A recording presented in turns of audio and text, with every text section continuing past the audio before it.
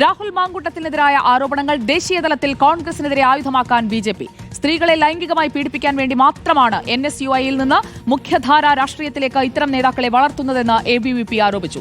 വിമർശിക്കാൻ ബിജെപിക്ക് ഒരു അവകാശവുമില്ലെന്ന് കോൺഗ്രസ് വക്താവ് ഷമാ മുഹമ്മദ് പ്രതികരിച്ചു.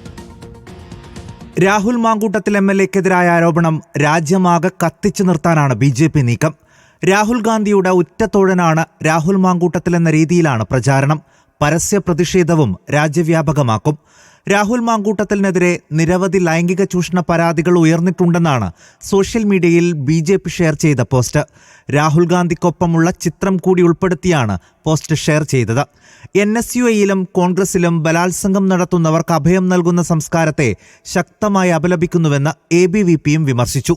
അതിനിടെ ബ്രിജ്ഭൂഷണെതിരായ ആരോപണമുയർത്തിയാണ് കോൺഗ്രസിന്റെ പ്രതിരോധം. ബ്രിജ്ഭൂഷൺ ശരൺ സിംഗിന്റെ കാര്യം അദ്ദേഹം MP പദവിന്നോ അല്ലെങ്കിൽ അധ്യക്ഷ സ്ഥാനത്തൊന്നും രാജിവെച്ചിട്ടില്ല. അതില് FIR ഉണ്ടായിരുന്നു, പോലീസ് കംപ്ലൈന്റ് ഉണ്ടായിരുന്നു. പ്രജ്വൽ രേവണ്ണയ്ക്കെതിരെ കോൺഗ്രസ് പ്രചാരണം നടത്തിയതുപോലെ വരും ദിവസങ്ങളിൽ BJPയും ശക്തമായ സമരങ്ങളുമായി രംഗത്ത് വരും. റിപ്പോർട്ടർ, ഡൽഹി.